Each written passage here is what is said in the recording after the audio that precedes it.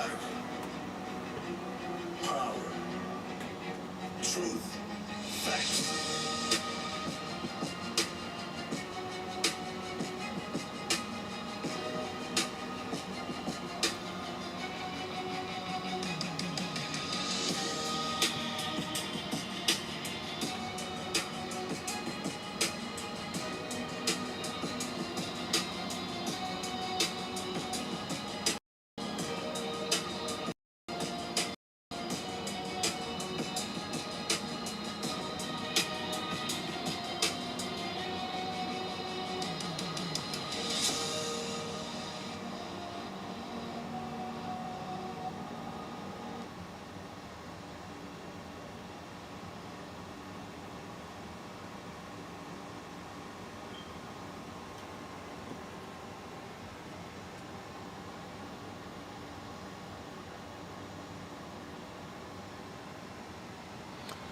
All right, I am back with another one. This is your man T Can, and thank you again for tuning in to Royal Black.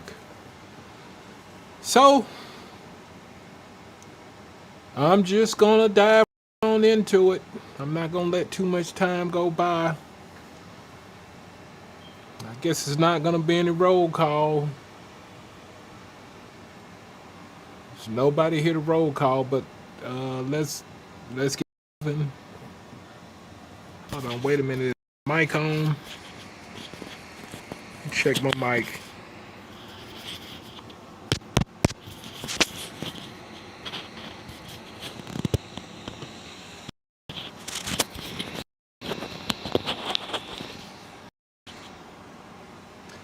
Okay, man.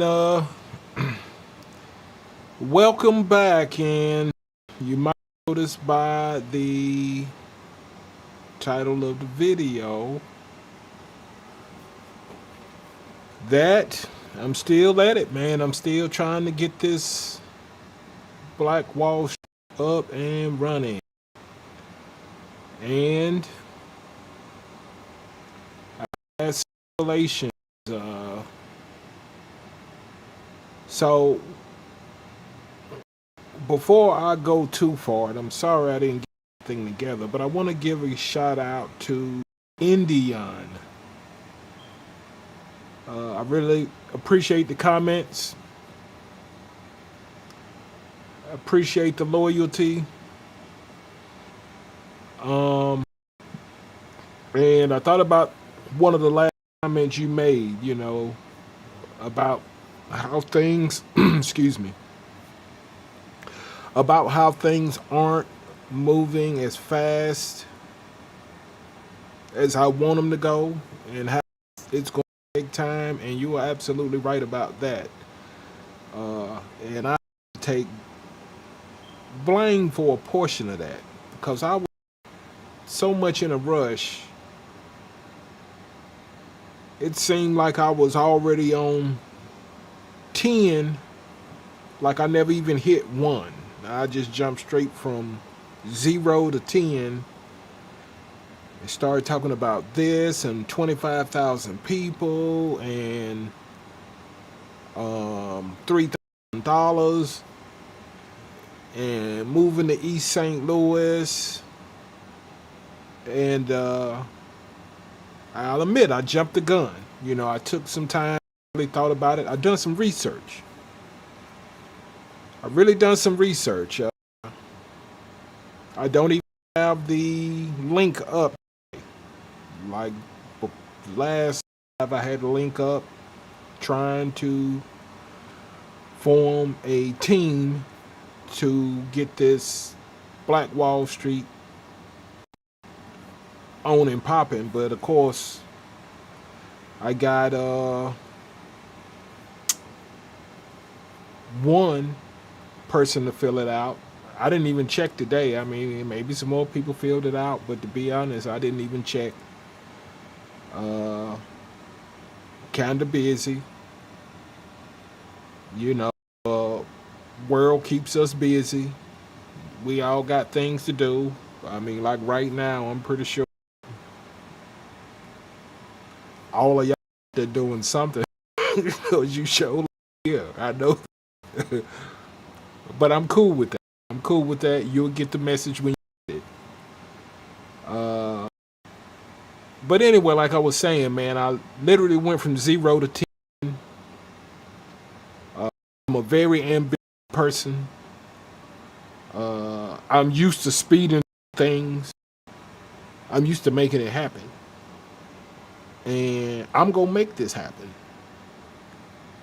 But we're gonna take smaller steps with it. We're not gonna go from 0 to 10. We're gonna go from 0 to 1. So I got some notes here. Let me make sure that I'm gonna stick to my notes,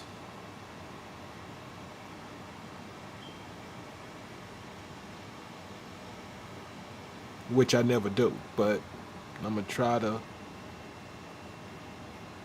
stick to it. So I don't know. It's been roughly, I think last I was here on Sunday. I was supposed to be there on Saturday. I had some unexpected guests, so I ended up popping on Sunday. Probably when I should have done this. I probably should have done it on Sunday. But to be honest, I was so behind on things, so behind on life in general, that I got a whole bunch of things I got to do tomorrow. I got a whole bunch of things that I have to do tomorrow, and I was kind of thinking, do I do them today or do I do them tomorrow? Tomorrow is kind of a short day because y'all got to get back in the slave market, go to work, earn that check, let them crack the whip. And it's ironic because that's exactly what this live is about, man. I was looking to co-ops because I had been focused on not a workers co-op. I had been focused on a real estate co-op or a housing co-op. I was looking at something like that, you know. And again, shout out to Indian. I was looking at his comment.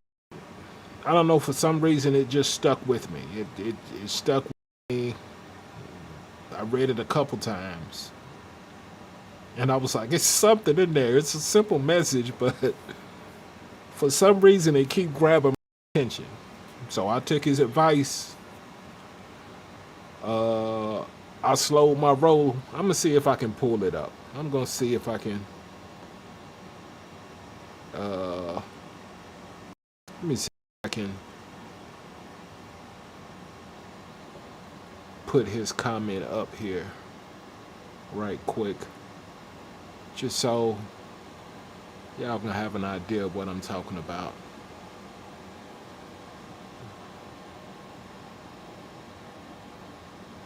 I don't know. I wish I had a way to see these because I got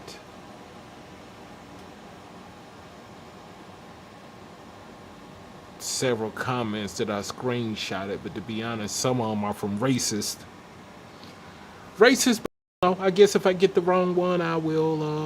I'm trying to figure out which one it might be. I'm gonna try this. I don't know, for some reason it's not letting me.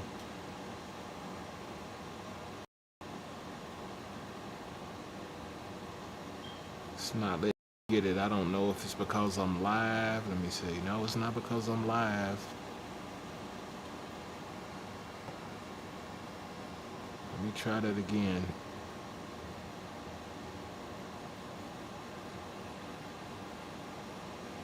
I don't even know what that is. I don't know. For some reason, I guess I should have tried it earlier, but for some reason, it's not letting me.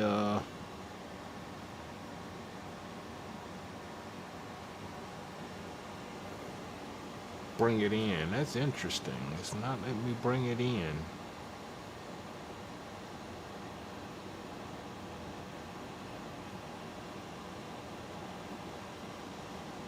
See if I do it this way.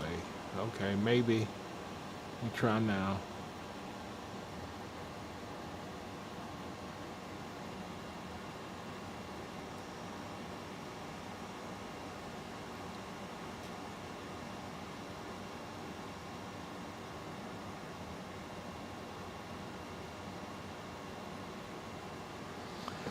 No, it's not gonna let me bring it. But anyway, homeboy would slow down, take your time, make sure I explain everything well. So let's go ahead and move on with it. That's what I did. I slowed down. I done a lot of research, done a lot of digging. I done a lot of learning, and I looked up other co-ops because it's a lot of different type of co-ops. You know, you got consumer co-ops. You know, you got like a real estate co, housing co. I can't even recall all of them right now, but it's several different types of co-ops. Producer co-op. It's several different types of cooperatives that you can start, and I think I was starting with the wrong one. So the one I want to talk to you about today, it's a worker co-op. And maybe it makes sense to you just by the name. Maybe it don't, but I'll do my best to try to explain it. In fact, what I'll do, because I know I can this one up, what I'll try to do just to get the thing going. So I'm going to try to show you a video of a guy that is talking about a co-op. You can kind of get the feel of it. Talking about a co-op, so you can kind of get the feel, kind of get a better explanation of what a worker co-op is and why I'm talking about one. I'm going to be talking about a lot of stuff, but let's see.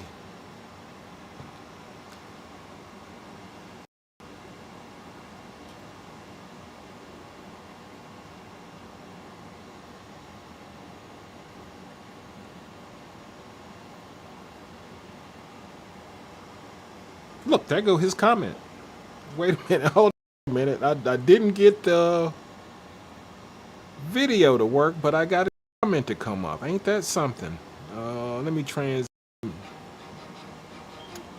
back over. Let me see if I can stop the intro. Power. Truth. Just give me a minute.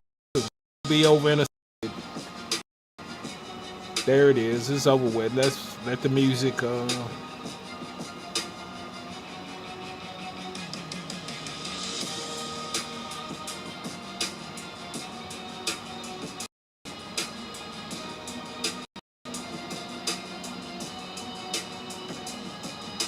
Okay, there we go.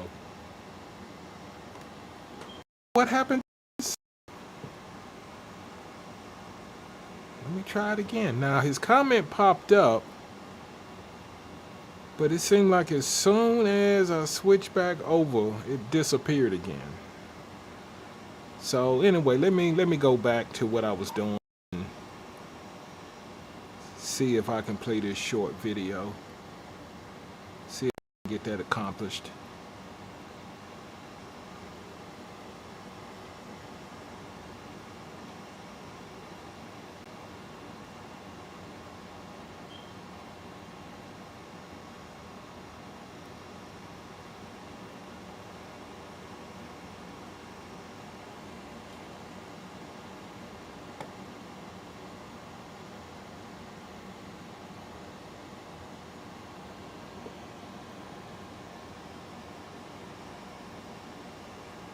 Look, I can't be this bad at it. I cannot. Now, I did play the video several times before I went live, and I had no problem with it. Now, all of a sudden, I'm having issues playing the video.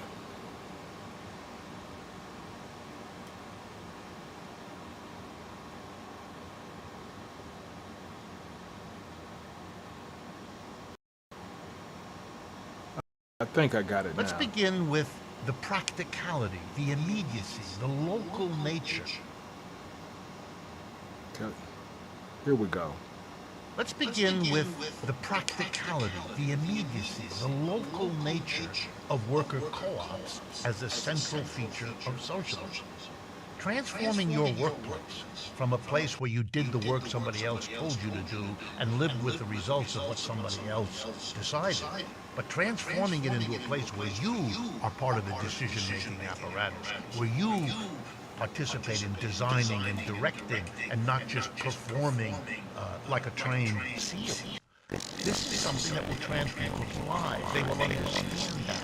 It will be a socialism that's immediate about our lives on a daily basis, not something done far away in some government office that's abstract in terms of how it functions. You, the working person, the majority, will be at the core of such a concept of socialism. It also makes socialism something that is democratic at the base. The power of the people will be focused on, embodied in the fact that the people own the wealth, the productive wealth of society. That's what's hampered democracies so far. You can have all the voting and everybody voting that you want, but if the power of money is concentrated in a tiny minority, they corrupt that. They will have influence based on their wealth and economic position that undermines the whole point and purpose of political democracy. What the worker co-op does is democratize the power and the wealth by putting it in the hands of working people. If you want the economy to work for the people, you got to put them in charge. If you want democracy to be genuine, not just a formality of voting, you've got to put the people in charge, and they have to be in charge of the economy. Otherwise, the minority that in capitalism controls the economy will also pervert the democracy. And I present the United States and other countries like it as prime examples. Imagine a political party, a socialist party in the United States, that advocated a transition from capitalist enterprises to worker co-ops. Here's how that party would work. It would be the contradiction of, the difference from, the opposition to Republicans and Democrats alike, because those are parties that depend on capitalists for their donations, by and large, do what capitalists want, support the capitalist system. I know that because they both say so over and over again. So the Socialist Party would be, no, here's what we're different. We are for the democratization of the workplace. And they would indeed push for laws, regulations, enabling worker co-ops to grow and expand. And in turn, the worker co-ops would be the local basis for support for the Socialist Party, just the way corporations across America, capitalist corporations, are the supports for Republican and Democratic parties. We would begin to see a real political debate in the United States. It would be remarkable. And the symbiosis, the relationship between a socialist party that did advocate something really different and the worker co-ops that would be, in a sense, its political base across the country is a winning formula for changing this society. In office, here's some of the things the Socialist Party could do. And indeed, the way is being shown by the Labour Party in England. One of the first things the Labour Party is committed to do, and the Socialist Party in America would do the same, is to make a law called the right of first refusal. No company can leave the country, sell itself to another one, go public with stocks, or simply cease to exist without first giving its own workers the right of first refusal. That is, the workers can buy the company from whoever owns it now and convert it into a worker co-op. And if you're wondering where the workers would get the money to do that, the government, with a socialist leadership, would lend them the money, which is exactly what Mr. Corbyn and the Labour Party in England are proposing to do. A new socialism connected to and embracing worker co-ops as the transition from capitalism to a better system is a socialism that you're going to... Okay, well, I'm back. I gotta figure out how to get that crap from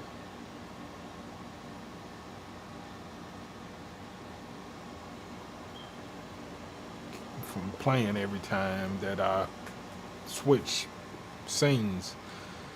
So anyway, in a long story short, a just like I was talking about the Black Wall Street co-op, a real estate co-op, how we would all own the property, we would all contribute money, uh, and we would own it and things of that nature. That's exactly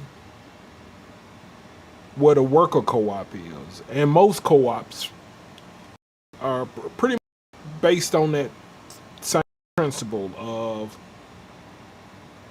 one member is one owner as well as they get one vote. So everybody gets a say. Nobody owns an unequal share. Everybody gets a say. Everybody gets a vote. In this worker co-op, everybody gets a piece of the profit. It's the same as maybe you and one of your homeboys go out, or homegirls, whatever it may be. You go and you create a business. You two, you share the responsibilities. You share the profit. You share the losses. You share the responsibilities. Y'all make the rules together. Y'all figure out what roles that y'all are suited in, I'm assuming. But it's that same principle. It's on a larger scale. And you're probably saying, well, why are you talking about a worker co-op? I'm going to tell you why. Because the axe that I had originally was pretty big. And to be honest, it started to feel unachievable. Not necessarily for me, but I think for some of you guys, I think you probably like saying that that's a real big axe. It's a real big axe to ask us to contribute $3,000 to our vacation days to travel to this place and fix it up, and to do all this work, and we won't necessarily see the benefit of doing this. I mean, first of all, it's us moving to an entirely new city. That's a big issue for a lot of people. That's a big move for a lot of people. You're moving away from family, friends, your social network, to go to East St. Louis, a place that some of you may have never been to. I actually have several times. For you guys know, it was one time I had a trucking business. Nothing big. It was just me. A lot of you probably already know the game. 26-foot box truck. Traveled all around the United States. And one of my favorite cities were actually St. Louis, because at the time I was looking for where in the world do I want to live, or where in the United States did I want to live. So when I go to different cities and states, I would check them out. And St. Louis, Missouri, was a place that I liked because it was very similar to my hometown, from where I'm from. I'm from North Carolina, so it was very similar to North Carolina, where people don't honking the horns at you, all day long and sticking up middle fingers. It had vibe, you know. I believe it's classified as like the Midwest, but it's a real southern feel with the people, the food, the lifestyle, the landscape. It felt a lot like Carolina, and I found peace there, you know, because I'm not. I I mean, North Carolina is on the East Coast, but we don't really consider it the East Coast. We consider it South, and of course, people that down south consider North Carolina down south. But we definitely don't consider up north. In fact, we notice the changes. You know, we go to Virginia, it's a little more horn honking, and then you go to D.C., you know, Maryland, all them places. It's still a little laid back, but you start getting some horn blowing. But when you get up there to New York, boy, you get more than horns blowed at you. You getting the middle finger, you getting cussed out. Where to park. Everybody's in a rush all the time. That's not my vibe. But anyway, like I was saying, when I was in that truck, I traveled all over. I went to 47 states. It was just a few states that I missed, and that was because I wanted to miss them. One of them was Oregon. Nothing against Oregon, but I never went to Oregon. And the other ones were on the East Coast. They were like the ones right up in the corner of the map. I can't think of them right up top, but they were on the East Coast in the upper right corner. Those places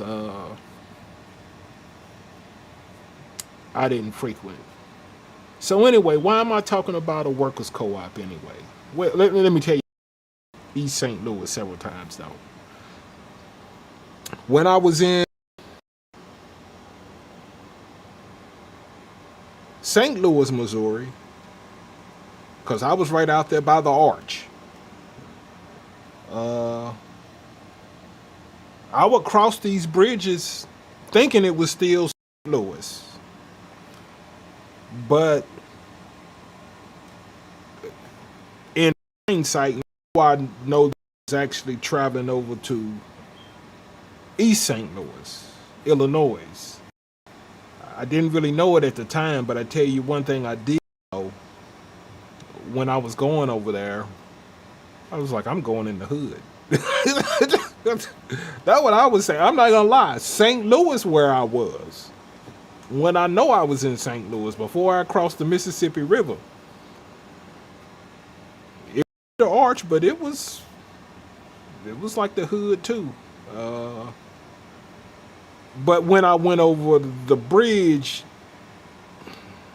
it was kind of like, you know, the way that I was taking it. It's like it ain't really nothing to say. It kind of felt abandoned, and I even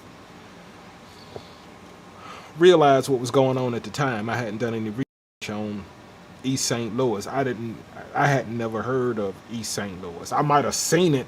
It just didn't register.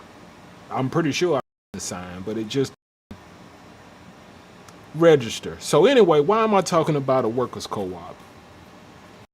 I'm talking about a workers' co-op because I believe it's the piece that I bypassed. I think it's the piece to the puzzle that actually make this work. I think it can make it more appetizing for you guys. This, because many of us don't like our jobs. I mean, I don't know, maybe y'all love your jobs. Maybe you think you're being paid fair. Maybe you think the company you work for listens to you. That they take your ideas and improve the company. And maybe when they improve the company for your ideas, maybe that benefits you financially. Maybe it does, but I've never heard that story. I never heard that story. I'm not self-employed right now at the time. I plan on being, but I'm not right now at the time. I'm working for a company and hadn't really been there working there extremely long. but long enough, a few years. And of course, this was right after trucking. This was right after a couple of businesses that I kind of had in a row, because it was a long period before I worked for anybody. I did when I was younger, but then there was about like 16 years that went by where I only worked for myself. And about the last 13 years, I went through a few jobs. I was looking for something different to do. I was trying to be honest. I'll just be straight up with you. I was trying to be independent. I got frustrated with employees. I felt like I gave my to my employees. I felt like I treated my employees equal. And I think they asked to kiss. Like, I actually turned down an offer for someone wanting to buy my business.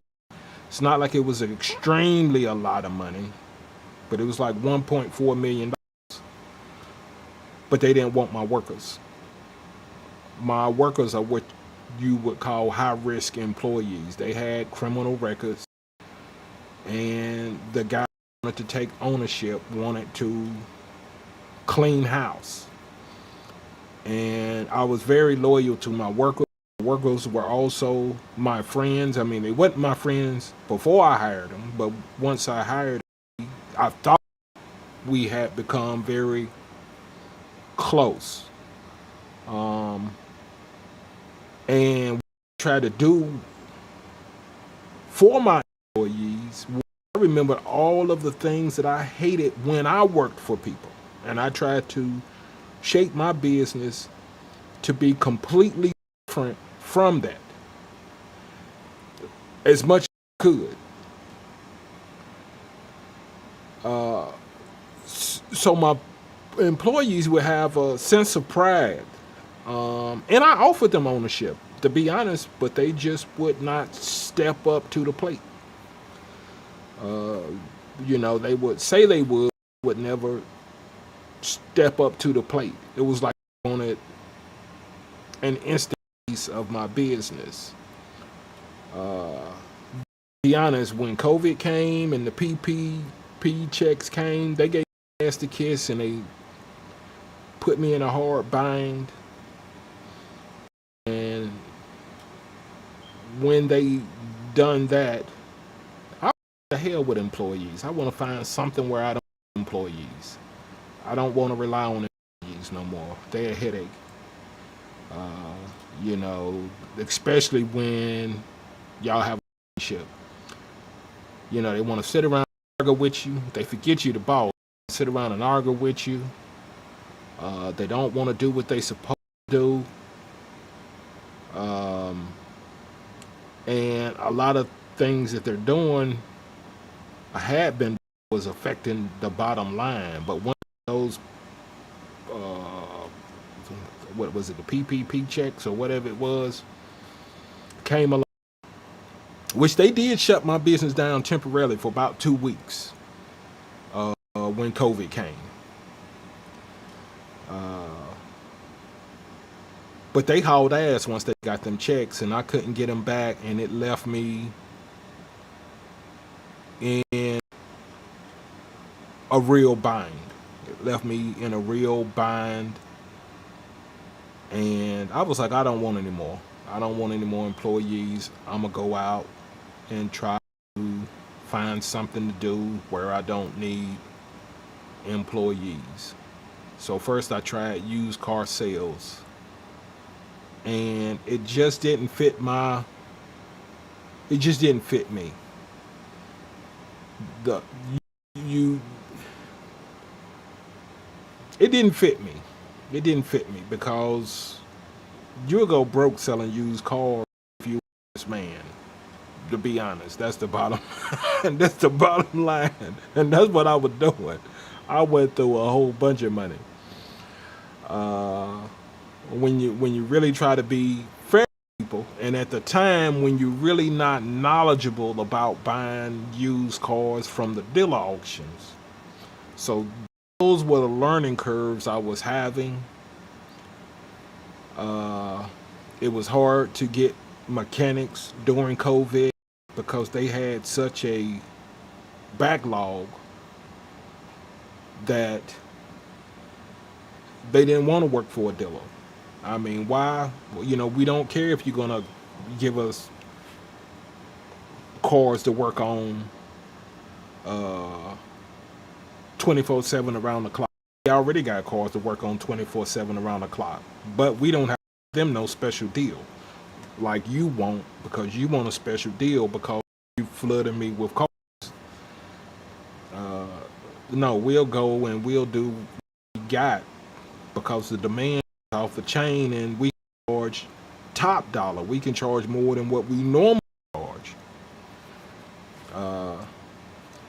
So I was having with that, and I actually became a mechanic. That's normally what I do. When I see a deficiency I have, I'll learn it, and that's what I am right now. I'm actually a mechanic now. That's what I do day in and day out. And it, because of that, I don't want to ever run into that situation again of not knowing and being dependent. So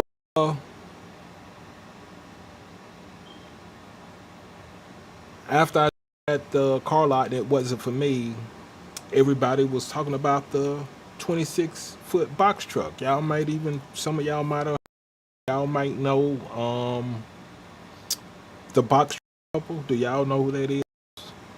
If not, check them out. They on YouTube.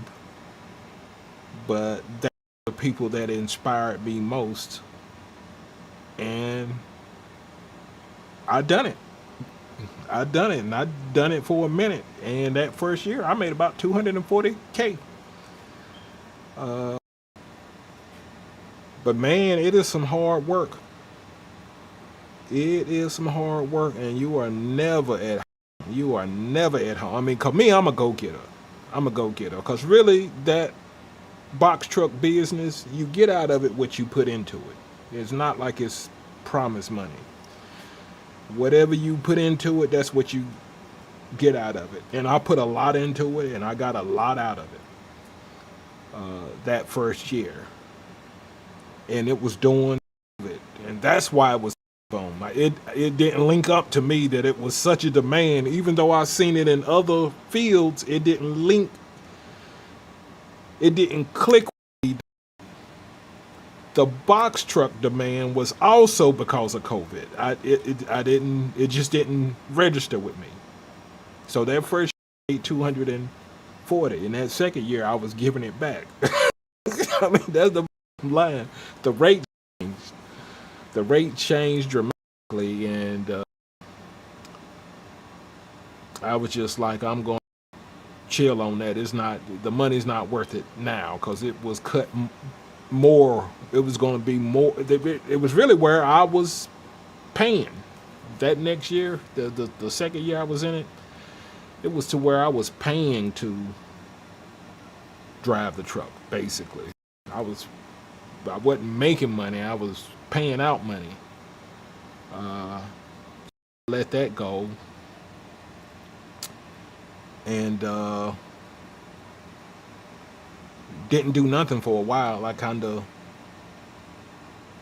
just laid around for a while, trying to figure out what was going to be my next business ever. And I never ever figured that out. I never figured out what was going to be the next that I want to try. So getting back into the labor market, and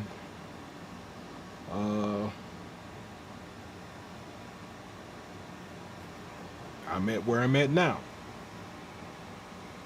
But I tell you what, it brought back the memories of how awful it can be to work for somebody. It can be really awful for people that don't appreciate your skill set. They don't really appreciate you. You just kind of like a person.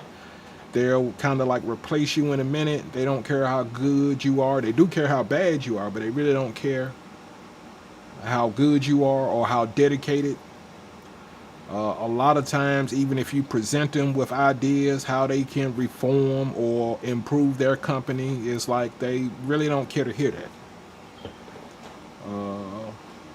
Because in my situation, even my managers, it's not their company neither. And their managers, it's not their company neither. So they really don't care. They're they're really there just like most people are at their jobs. You're not there because you love it. You're not there because you want to make it better. You're there to collect a check. And that's eventually the role that I felt into, because when I first got there, I was ambitious. It's like, I'm going to climb up the ladder. I'm in the office in no time. They know I done ran my own business several times. I moved up the ladder quick, but they didn't want to hear nothing I had to say. They didn't respect my history.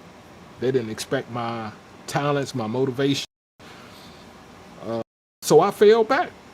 I was like, well, I'll be here just to collect a paycheck too, and knowledge as well, gaining some knowledge. But I went in with knowledge, cause that's what I was on the road. That's all I did on the road with mechanics. When I was out there driving, that was my hobby, so to speak, learning mechanics. So anyway, I think most people are in the same boat. I think even the guys that were employees of mine. Now, I've talked and spoke to some of them. We still communicate. And after the fact, some of them have told me that they appreciated what I did, and they wish that they wouldn't have done what they did, and that they haven't found a job that they as much since. And they tried to get me to go back into it, because that was a period where I manufactured food trucks. That was a big job. I manufactured food trucks. And they to go back into it, man. But that is labor intensive too, and you have to rely on so many other people. To be honest, I just kind of lost trust in people. I kind of lost that of building a business around workers, which is kind of ironic that now I'm talking about a worker co. But I understood one thing. I understand one thing. That nobody takes pride in something that doesn't have pride for them. I mean, your company, they're not really showing you any love in most cases. And in return, you really don't show love back to your company. You kind of do what you. But ownership is in my heart. It's in the background. That's what I solely believe in. I don't believe in working for people, because they just don't treat you right. They just don't value. They don't pay you right. It almost feel like you're on a slave ship. You know what I'm saying? Like you actually have more democracy when you off of work than you do when you go to work. Because when you go to work, you got all these rules, regulations that you got to confine to. You got to be careful about what you, like if you want to put something on social media, be careful about that, because they can fire you over that. You got to be careful about the words you say, because they can fire you over that. It's more difficult than one for work. But you have to do that because here in America, it's capitalism. You have to make money to give it whoever you giving it to, whether it's the mortgage company or the landlord, the the car company, the electric company, the water company, the cable company, the cell phone company. I mean, that's basically what we are living for nowadays. We're living to pay them. Now, I remember back in the days, this is no lie. That's why I say it was better then than it is now. Like back in the days, if you had a decent job, like I remember it was this one I had. This was, I usually kept a pretty decent job when I was in the workforce before I went on my business adventures. But it was literally like I could pay everything that I had to pay with like one weekly paycheck and still have some left over from that. And it was like I would just buy stupid stuff because I just had all this money, this extra money. It was like, I can pay everything with one paycheck. I don't even have to work a full week. And then I can BS with three and a half paychecks. I can just do whatever I want to with it. Didn't do the right thing, but that was kind of the vibe back then. I mean, you could really get somewhere. You could really enjoy yourself. You could really see the fruits of your labor. But I seen it slowly evaporated to where now it's bills come and you pay the bills and you like, I got $3 left. You know what I'm saying? You like, I got $3 left. I got $3 next payday. You borrowing money and everything. So it's rough out there. And I know you saying, okay, well, we hear you talking, man, but what does that got to do with the Black Wall Street Initiative? Believe it or not, it has a lot to do with it. I'm going to look at my notes here for a minute so I can catch up. So, first of all, let me say this. The average American corporation pays its top person around 300 times the wage of its employees. 300 times. 300 times. Some of these people don't have 300 employees, but they getting paid 300 times the wages of their average employee. Now, these are statistics. This is not nothing I'm pulling out of my anus. That's capitalism. That's not fair. That's not democracy. And this is why your politicians, all of them, I know a lot of you going to hate when I say this, Kamala, Obama, I'm naming them two first, Biden, it don't matter who I name. Don't think I'm jumping on the Democrats because I'm traditionally a Democrat. First of all, I did go to the Green Party right before I stopped voting, but I'm traditionally a Democrat, and I wanted Bernie, but they didn't want Bernie. Nobody wants Bernie. Nobody wants Bernie. I don't know if you heard what the video, what I was saying. I'm not sure if that's the video that explained it. But Bernie is for socialism. And I'm going to explain a little bit of that. We're talking about how this co-op work. And of course, Republicans are just out of the question. They all about capitalism. I'm not, trust me, I'm damn sure not saying stop voting Democrat, vote Republican. No. I mean, if you're going to for a Democrat or Republican, I'm going to say choose Democrat. But me, I'm kind of fed up with him. Only way I voted is if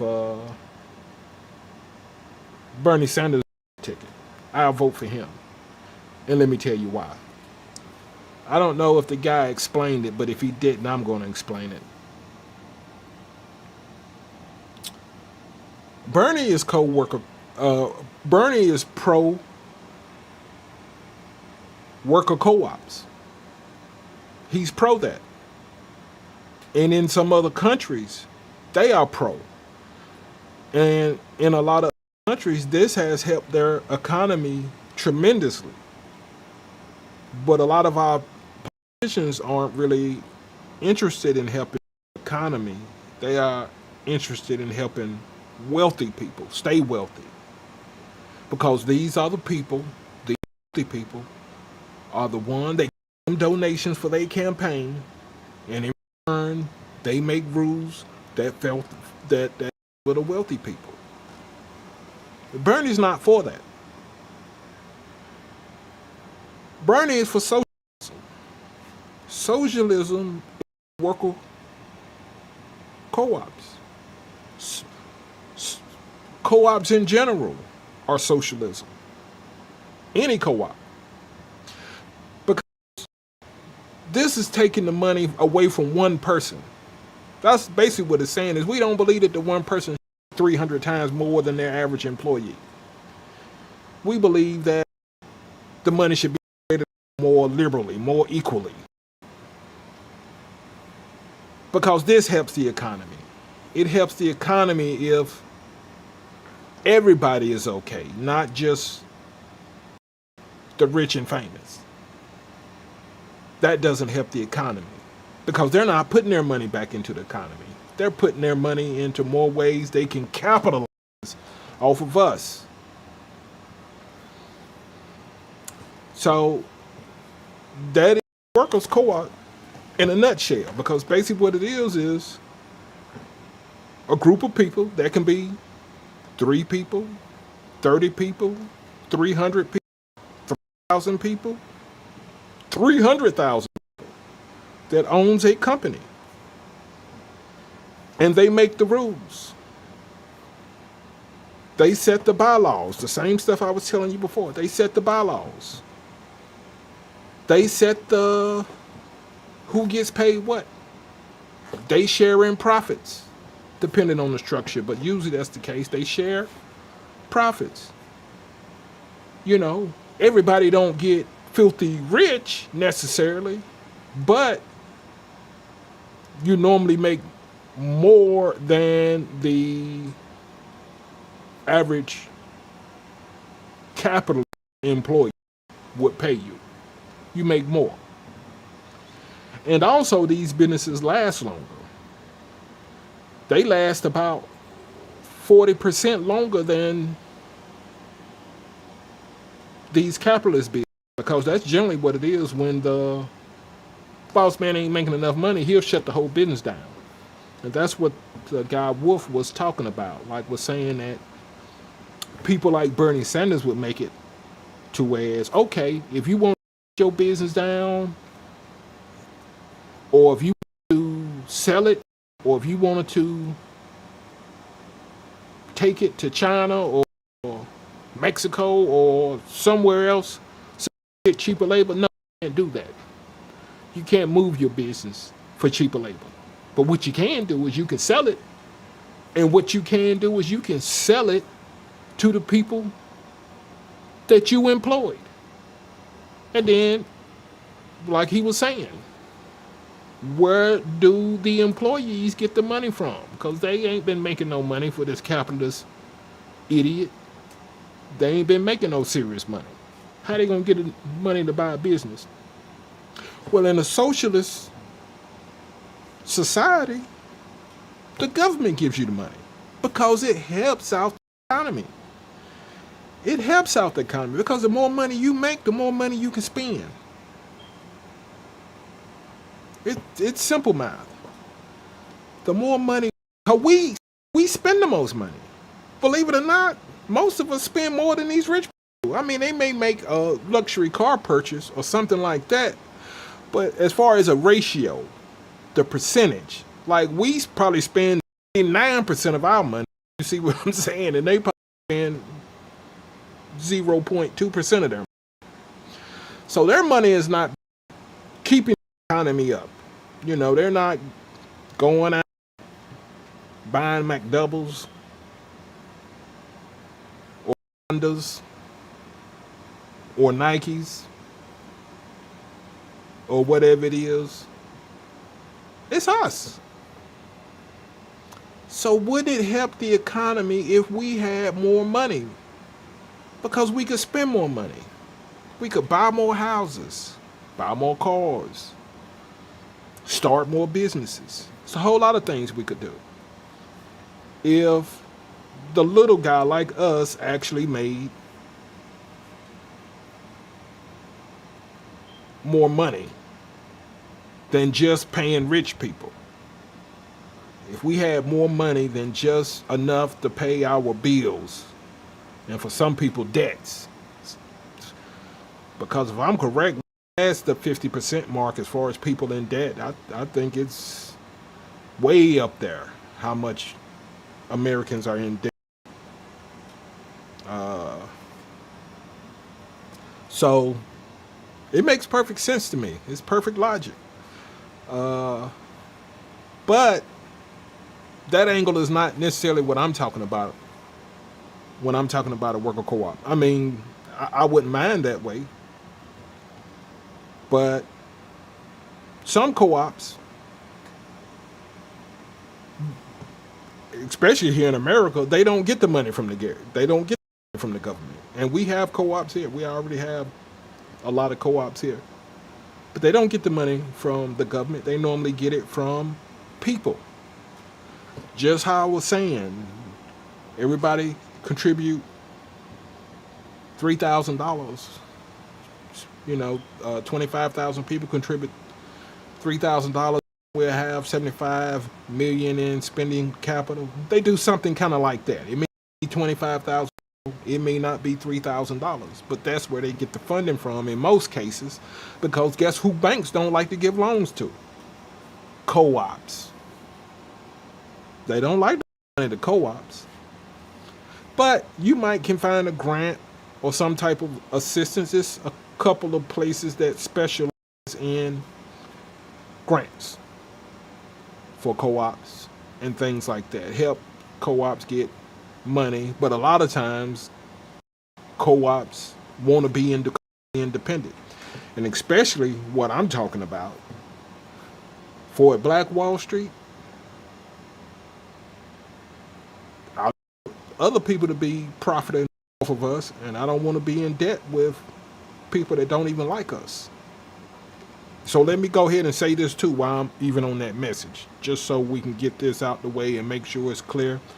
I'm gonna make sure I say this every video, just so whoever is watching can kind of be clear on who I'm talking to. My mission is to help Black Americans whose ancestors built this country and did not get paid for their services. My goal is to help financially, economically, and politically empower us. That's what my goal is. It's pretty specific. I'm not trying to empower the world. I'm trying to empower people like me. So anyway, back to what I was saying. East St. Louis was a big axe, and it still is a big axe. And it's hard to achieve it on the road that I was taking. And like I said, doing research, and I learned about these worker co-ops. It's a lot of co-ops that I'm interested in, not just worker co-ops, but this is a perfect starting place for Black Wall Street. Because one reason, it slows down people having to plan to move to an unprepared East St. Louis. It puts the focus where you already. We start worker co-ops where we already exist at, where I don't have to travel 112 miles. Because trust me, that was going to be a task.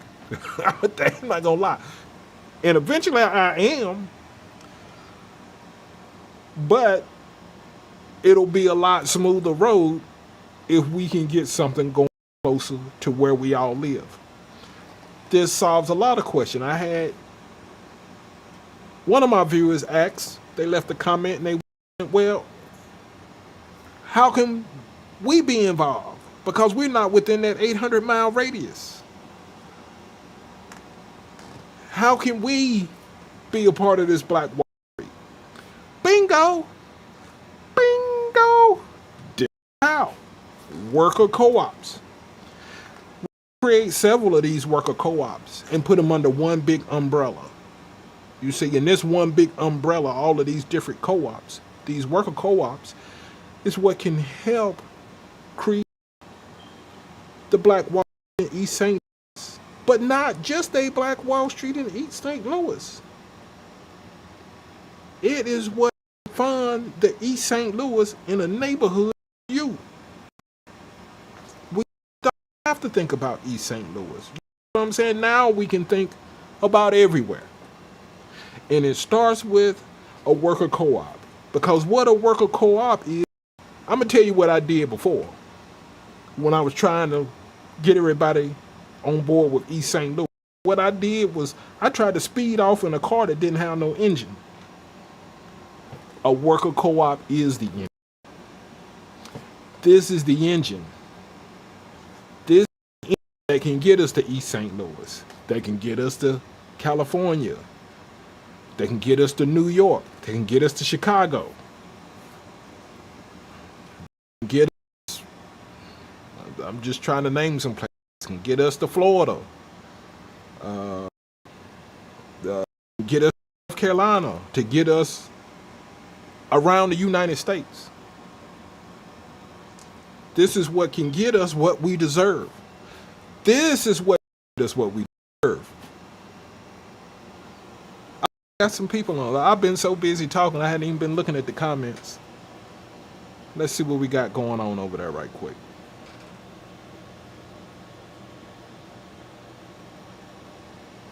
No Flacco me baby. What's going on? Blessings. Thank you for tuning in. Thank you. Thank you very much, man.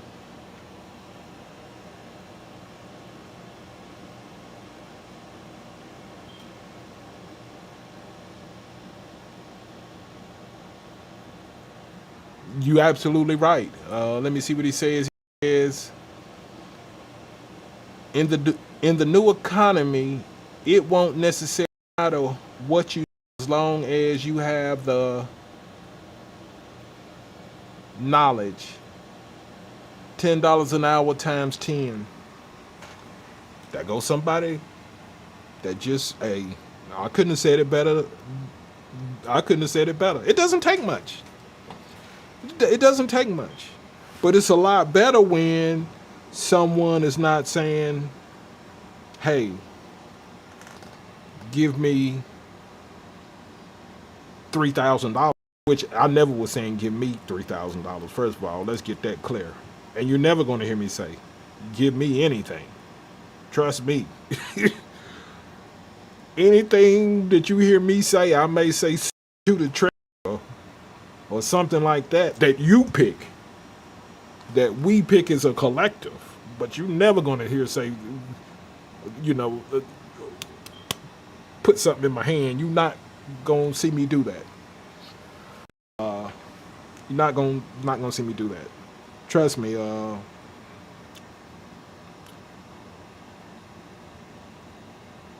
I'll just say this: I'm an options trader. I'm be honest. I'll just be perfect, straight up with you. I'm not hurting. I can always do better, but I'm not. I can say I don't have to work. I trade options. I trade options, and I do fairly well in options. And I've been doing it for a very long time, over 20 years.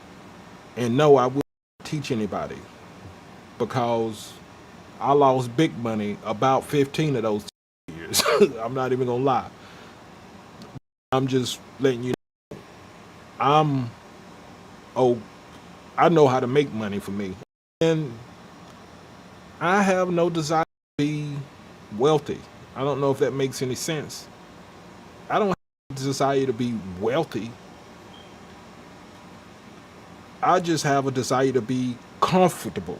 I have a desire to be independent, to not be relying on anybody for a job, for a loan, for things like that. But anyway, let me carry on. So this is the engine, the worker co-op. And let me explain how it can work. And I'm going to show you how it'll benefit me. I'm in the area that they call the Triangle here in North Carolina, which consists of Raleigh, Durham, Chapel Hill, and these surrounding areas. So this is what I'm doing right now. Is I think that I need to create the blueprint. I need to show you that it can be done. We need a working example. And the place that is most sensible for me to do it is right here in the Triangle. Believe it or not, we got 2 Black Wall Streets here in the Triangle. Former Black Wall Streets. We got 2 former Black Wall Streets right here in the Triangle. I live in a Black Wall Street right now. I live in a Black Wall Street zone right now. I swear I'm not lying to you when I tell you 90% of the businesses in my immediate area are Black owned. And I'm also not going to cap. I'm not scared like no multi-million-dollar businesses. They're small businesses, barbershops, restaurants, things of that nature, hair salons, convenience stores. But we do got them other folks too. We got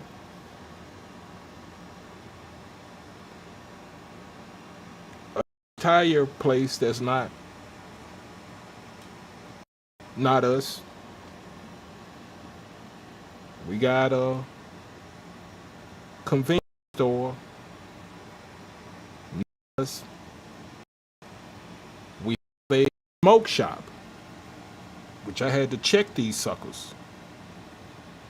But we got a smoke shop. Yeah, they tried to get fly with me one day.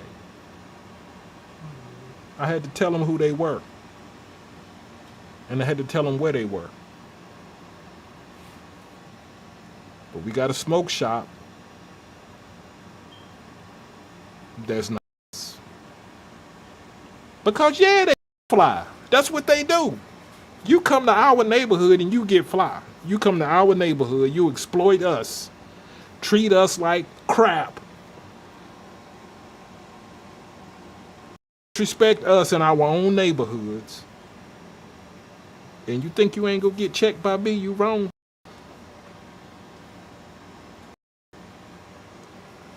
You wrong.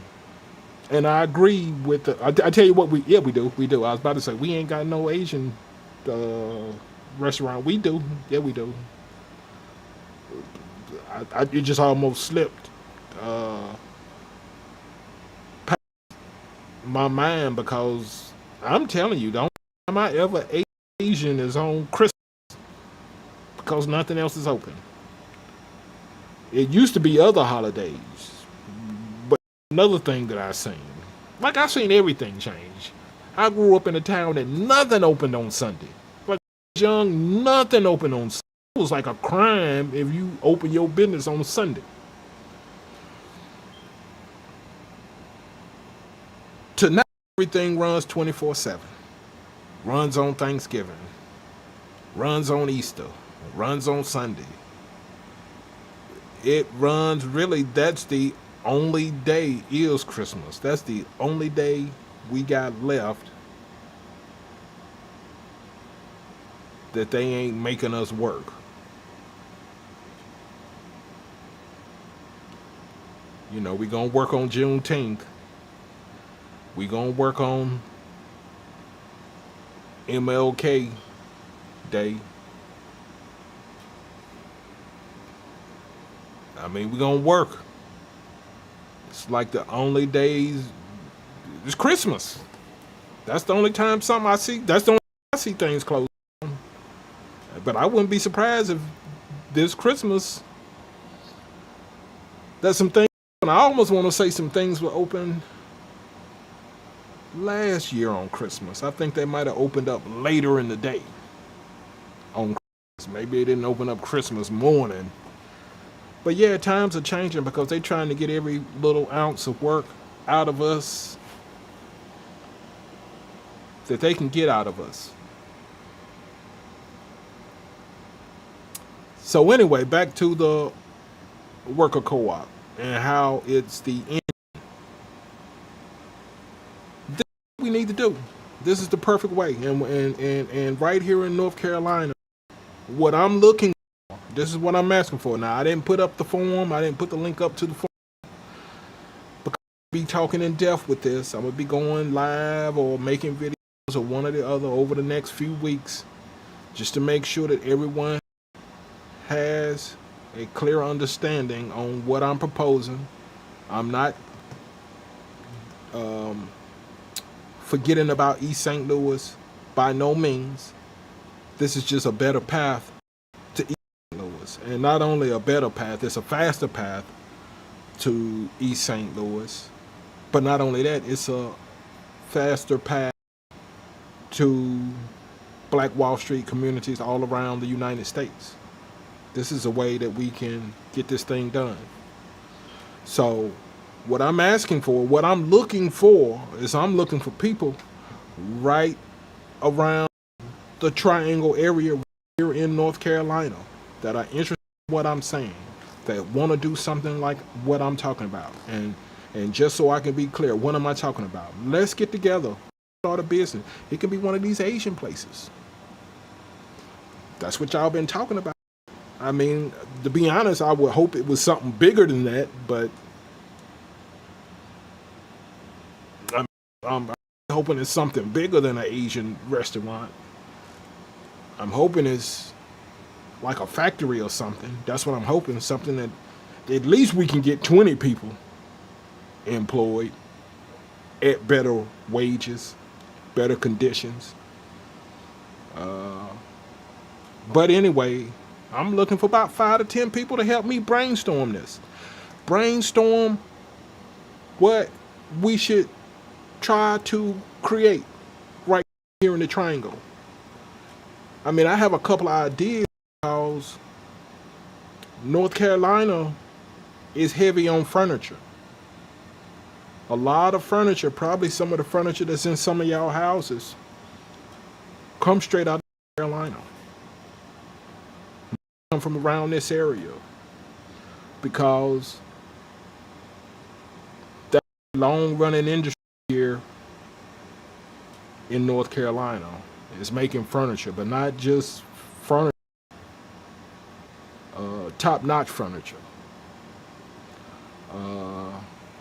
So that's one suggestion. But I'm looking for your guys' input too. Y'all put that in the chat. I'm gonna move the chat window over here. It's not like nobody here, but I'm gonna see if I can.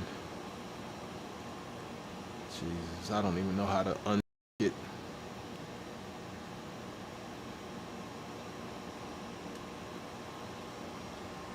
Okay, I did. Put it over here in front of my face. But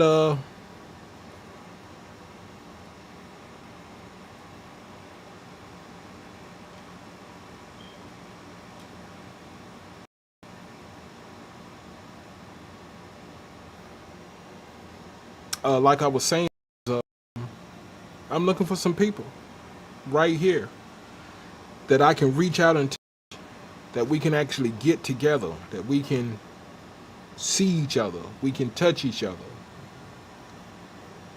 Pause. but but where we can actually communicate with and not saying that we have to be up in each other's face all the time. Not with the technology out there, we can chat, Google Meet, or whatever's out there. I can't think of the name of them right now. But there's plenty of ways for us to hook up and chat. But also, ideas don't have to specifically come from people in this radius. It can come from people from anywhere. It can come from California, Nevada, New York, Montana. If any of us out there, I know Washington State,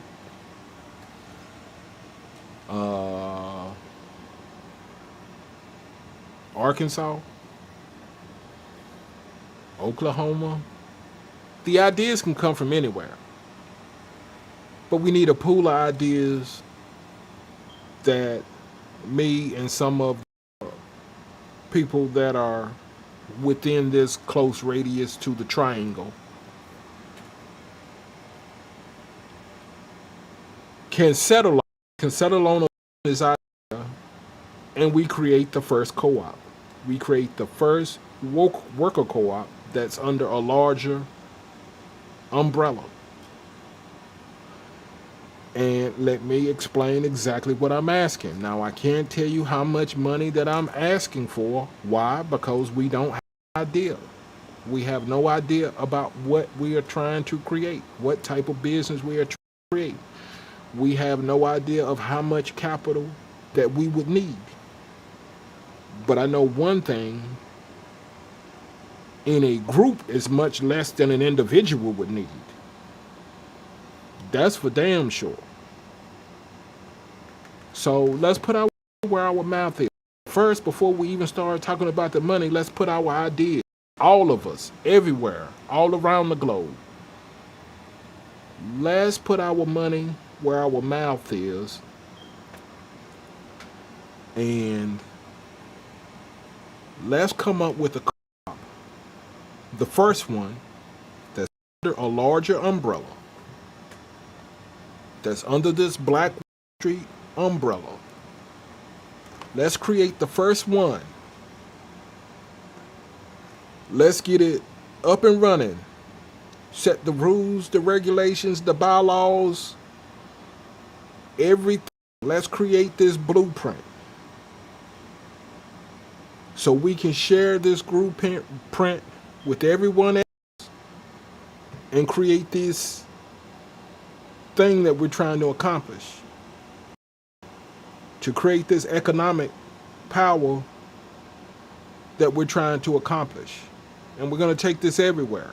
We're going to spread this out everywhere. Trust me, because as soon, if I'm that right person, which I think I am,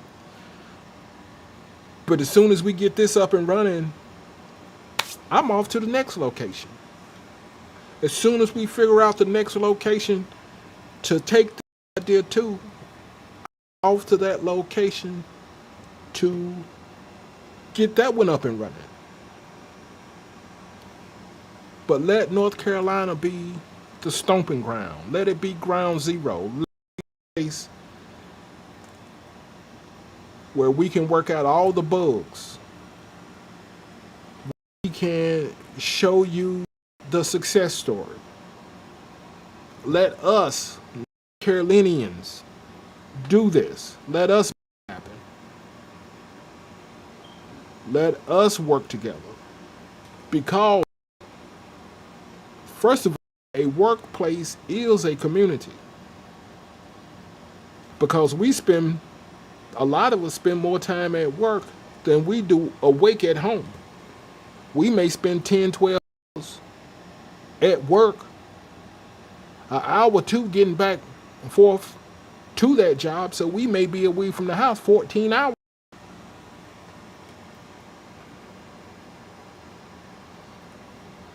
Just to be home on our own time, awake 2 hours. So how can you tell me that's not a community? I mean, you might not like the people in your community, and they may not like you, and y'all don't own nothing. Y'all just label. I mean, you have a skill, but at the end of the day, who is making that big check? Who is making 300 times more than you?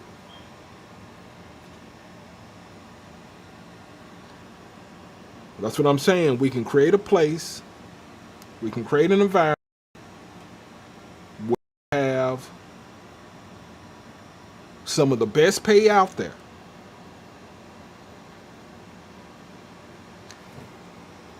And where we are vested, not just financially, but we are owners. That's what it is. Every member is an owner. That's the way worker co-ops. Every member is an owner. Every owner is a member. Every owner member has a vote. Nobody owns more than the next person. Nobody is bigger than the next person. Let's do it. Put it in the comments. Tell me what's wrong with what I'm saying. Tell me if what I'm saying doesn't sound right. Now, I know you're saying, okay, well, you're explaining how it connects to East St. Louis. We're going to save that. Trust me, it connects. Use your brain a little bit, it connects. But what we all need first is economic power. And some of you may be like, hey,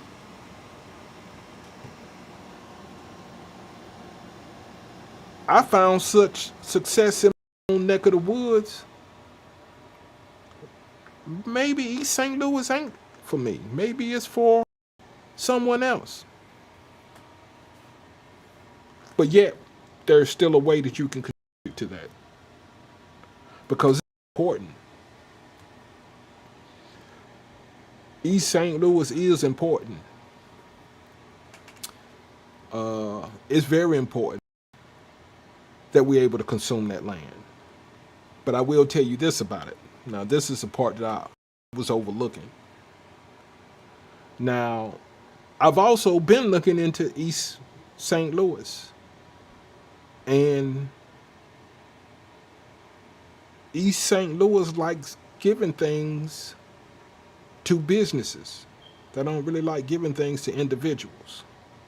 They got revitalization programs in East St. Louis where they're trying to get businesses to come and help revitalize East St. Louis to increase the tax base.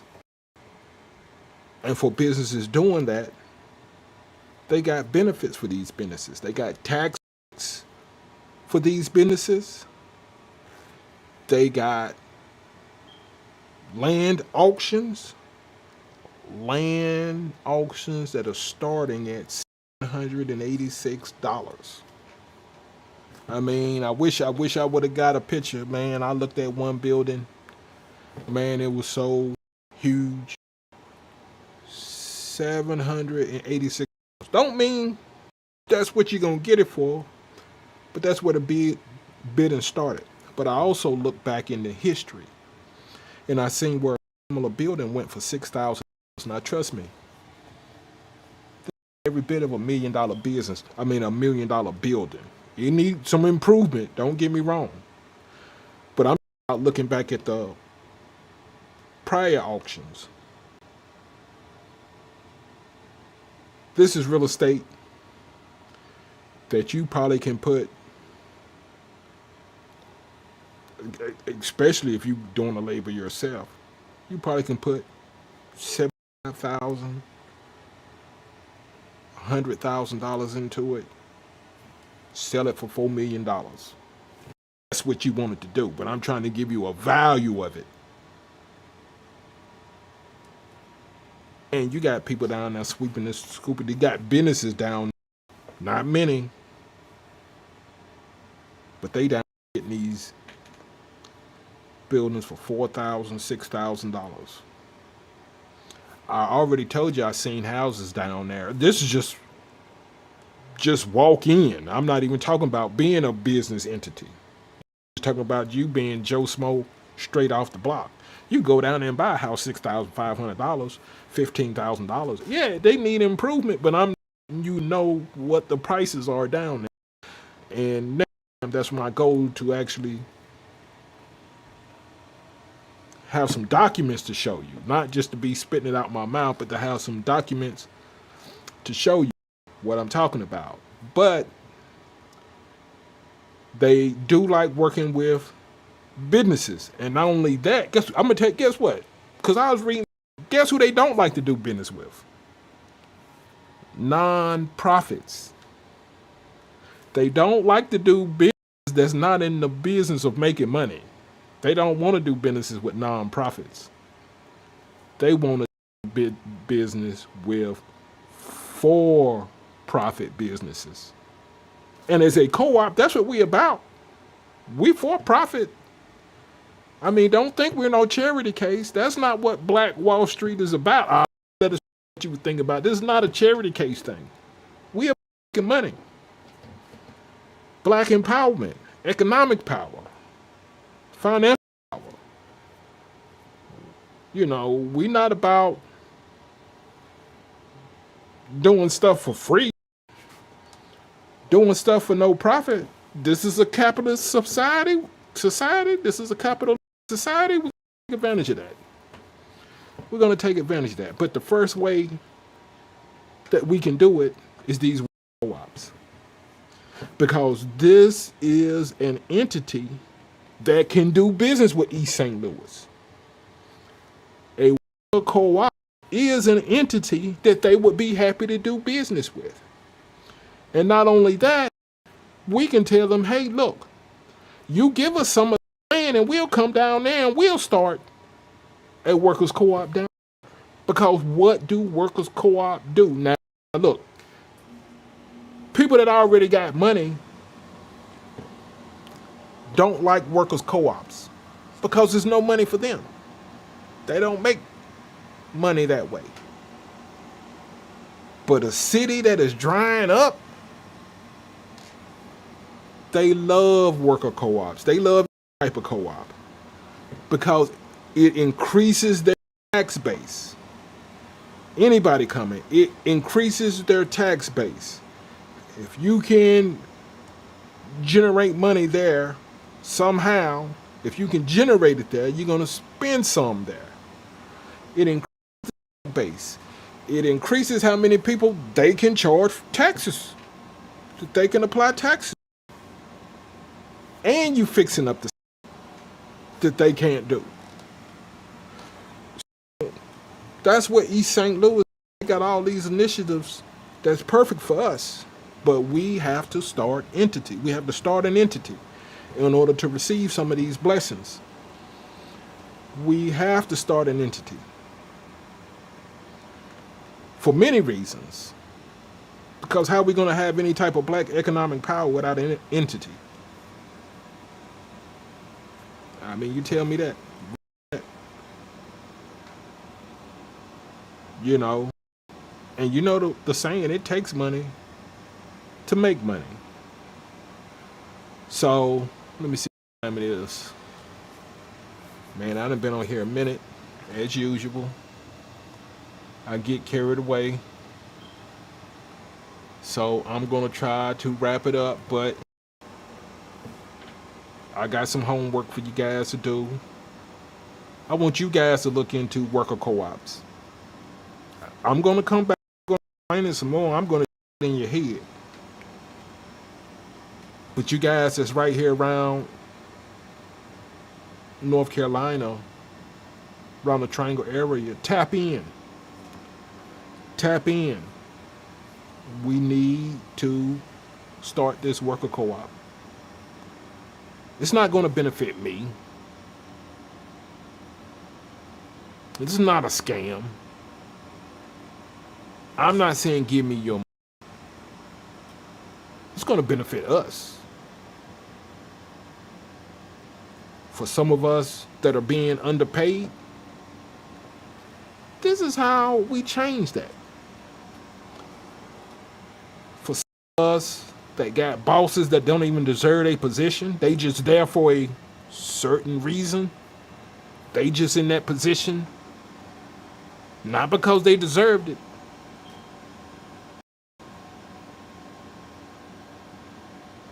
And be sitting around trying to tell you what to do. And you know better. You know more than what they know. You know more than what they know. You know how to solve the problems that they can't solve. But they don't want you. They don't want to hear nothing you say. Instead of shut up and dribble, it's shut up and work. No, that's why they don't like us.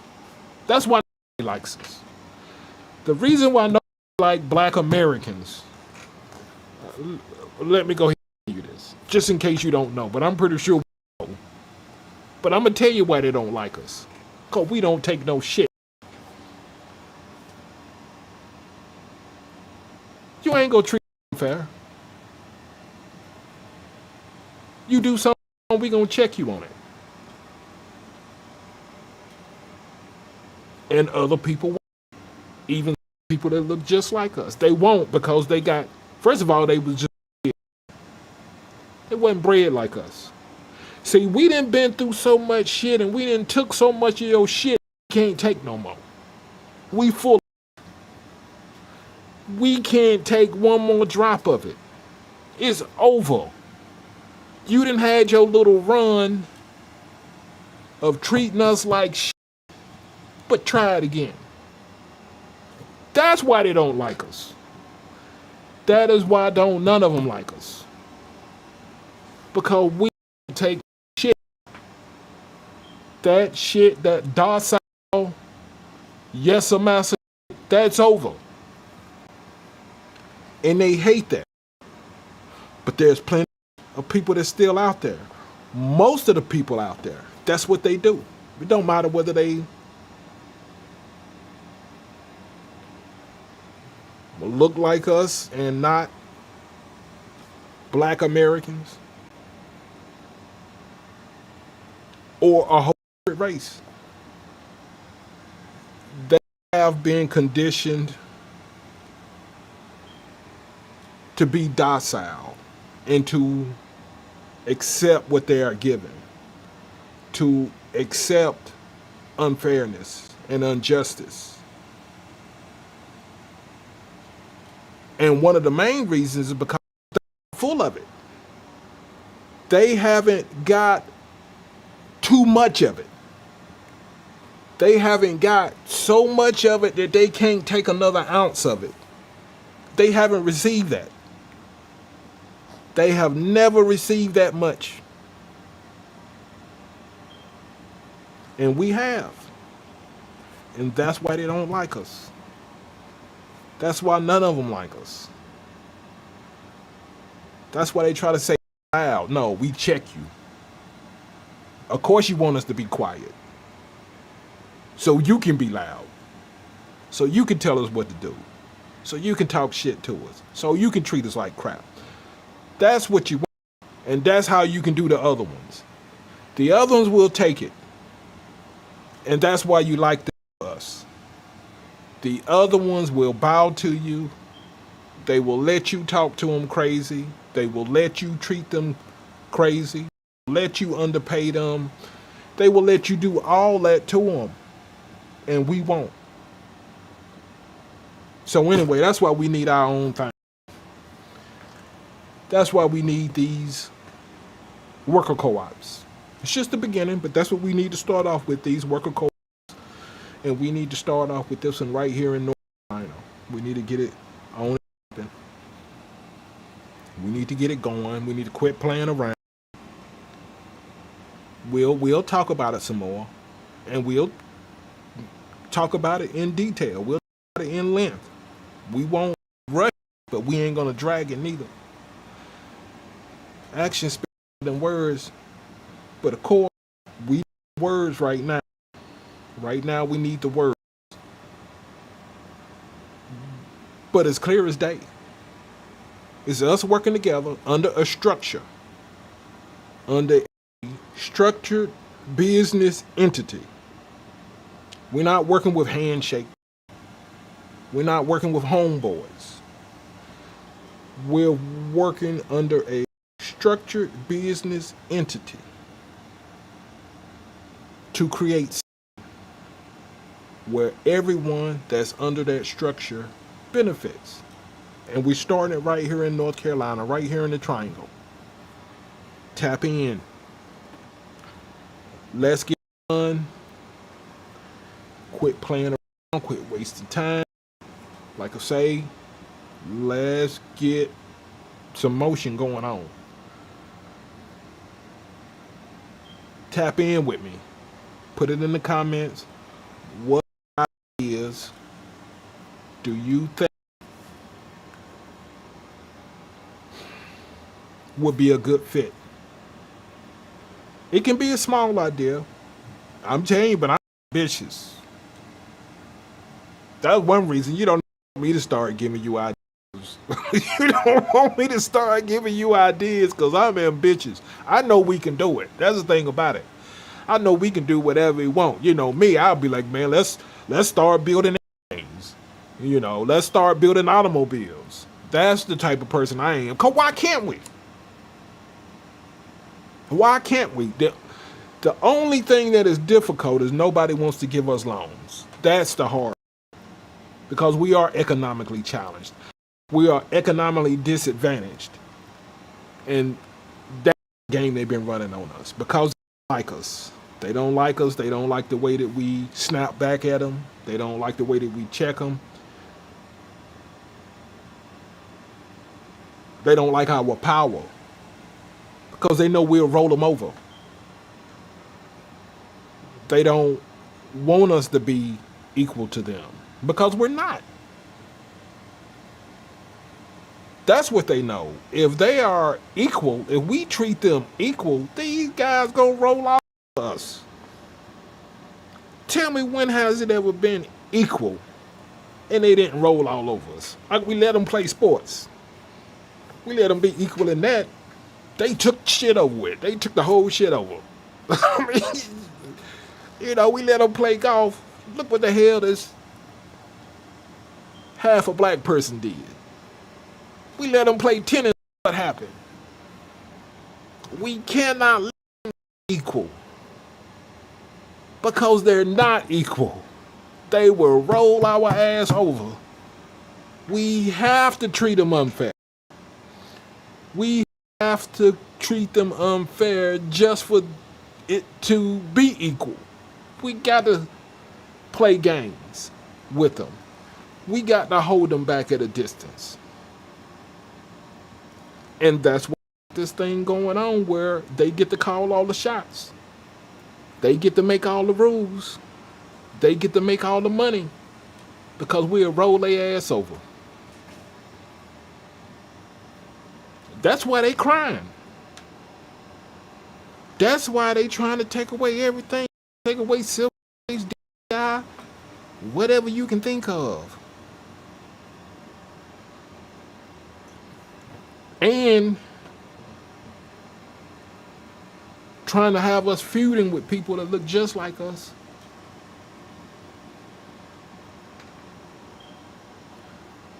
Now, trust me, when I say that we don't need to be feuding with people that look just like us, I'm not saying we need to be putting no money in their pocket. That's not what I'm saying. I'm not saying they need to join our mission, because they ain't built like us. I mean, that's just the honest God truth.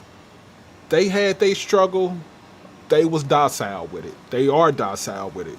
They chose to be reserved and let whatever the man want them to do, they just gonna bow to that. That's fine. I don't got a problem. They got to do it, but we ain't, and we can't let that sway our mission on what we're trying to accomplish. We can't. But we don't got to be fighting with y'all. We don't got to be saying nothing ugly. I wish you success. Trust me, one of my favorite people on the face of the earth, Abram Traore. I mean, that's one of my favorite people. I mean, some of my favorite people. A lot of my favorite people are immigrants. But I'm telling you, they ain't docile. They are not the docile ones. They are the ones that Europeans are trying to wipe off the face of the earth. They like us. So don't get it twisted. But we just got a different journey here. Because that's really what the problem is when you come here. When you come to America,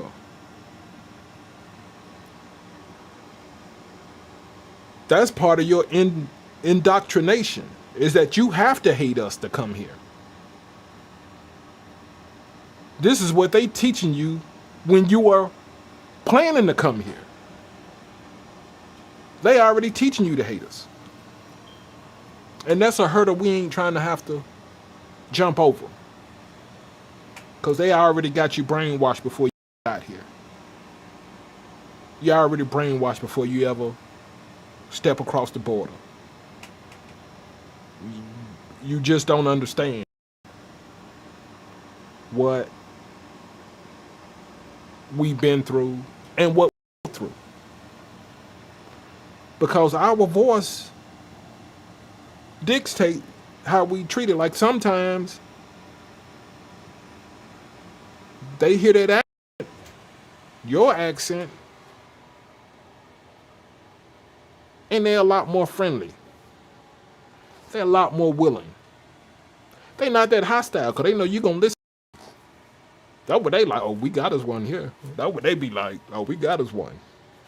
We got us one. But we get to go back in time with this one. We get to reminisce with this one. We get to treat this one how we used to treat the other ones. That's the way. And I'm not trying to hate, but that's what they be thinking. That's why they like you. Because, dang, it's like a fantasy for them. We get to step back in time with this one over here with accent to do all those things we can't do to the other ones. That first word like to come out of go pick that up. See, they can get away with that. With you, I mean, no, I'm just being honest, and you know I'm being honest. They can get away with calling you a boy.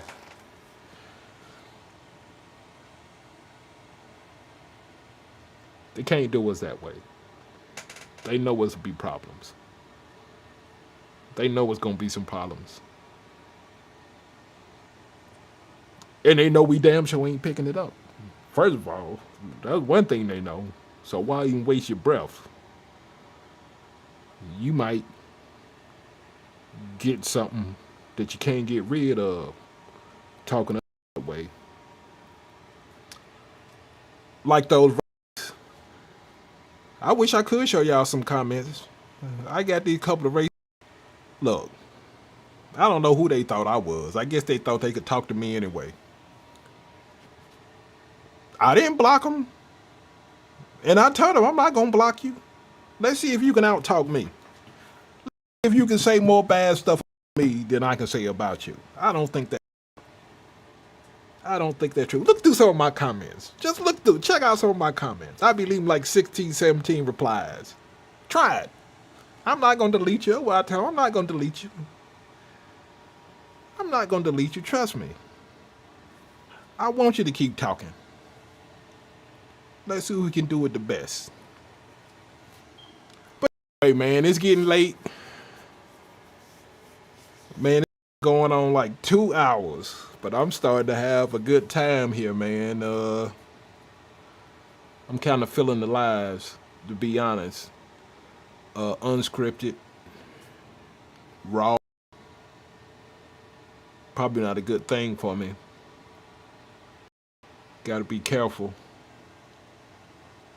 But all jokes aside, man, the workers' co-op.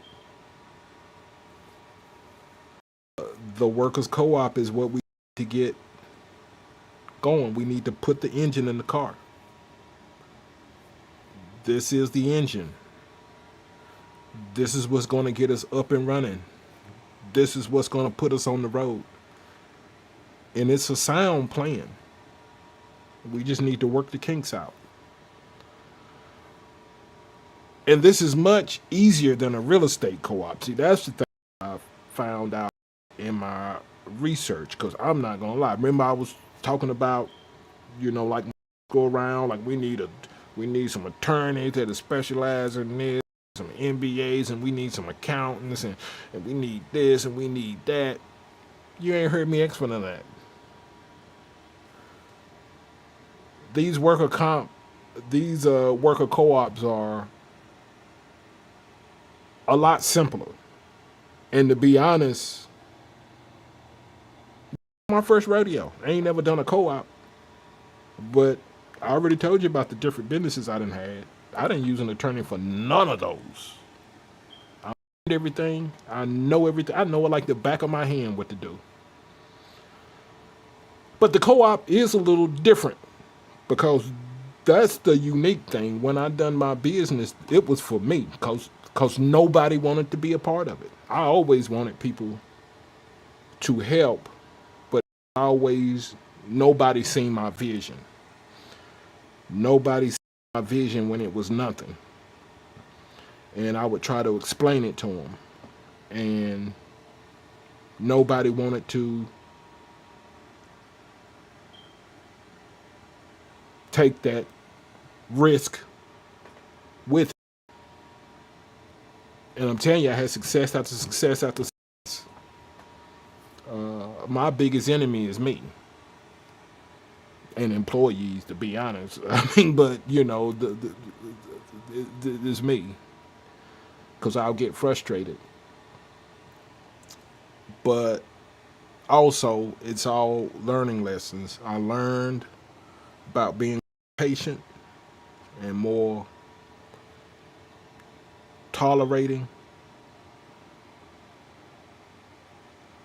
But I think I learned the most about structuring and setting expectations off the get-go. Not to set the expectation after you've already got your business going. People need to know what is expected of them before they ever even come to your front door. They already need to know what those expectations is. So those are definitely things that I learned. J1049 is all up to oneself. You absolutely right. Thank you for tuning in. Thank you for tuning in.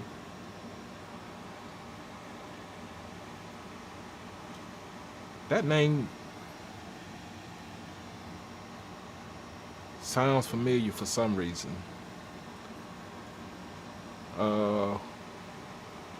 But yeah, you're right too.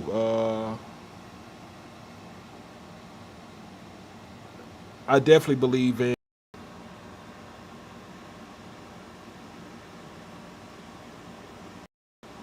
individuals. I guess I'll say that. Like a local can always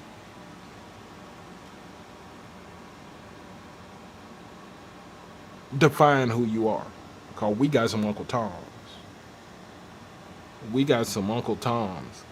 We got a lot of Uncle Toms. Oh, wait, can I can I say that?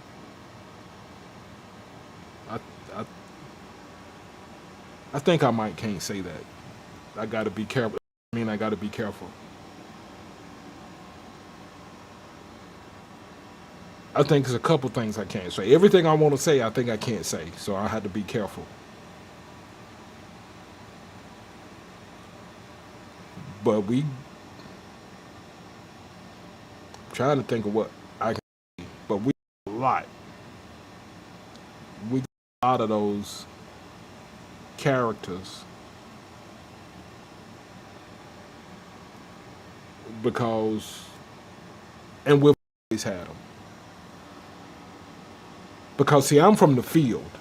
Let me put it that way. I'm from the field. If you understand what I'm saying, I'm from the field. I'm not in the house. But we got a lot of those folks that's from the house, and we got a lot of those folks trying to make it to the house. I like the.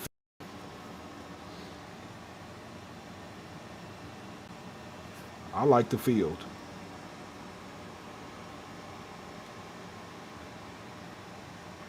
So yeah, uh, I don't know. It's approaching midnight. I think I'm gonna go about 2 more minutes. I'm not even gonna do 2 more minutes because if I do, I'm just gonna keep taking it on, man. I really appreciate No Flacco Me Baby for tapping in. J Tam 9. I appreciate you tapping into the live. I know that there are gonna be some more. It's, I'm sorry, I just can't remember the name right off top. I wish I would have wrote it down, but let me see if I can pull up. I want to give a couple shots out. Now I know Indian. I definitely, even though you ain't here, I want to give you a shout out because I know if you could, you would. And there's another lady.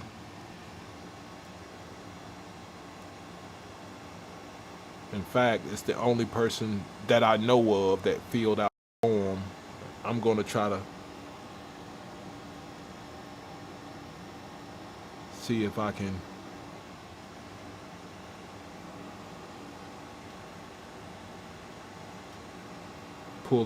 pull her up right quick.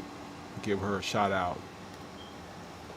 Tracy Mitchell dash I6F. Thank you. I got you saved. I got your comment saved. Trust me. I'm paying attention. I'm paying attention to you guys out there. Uh, I appreciate it. I appreciate all those comments. I appreciate all the comments. I appreciate the form. Uh, I appreciate the whole line. Uh, I'm trying to get my memory correct. This is Chicago. Shout out.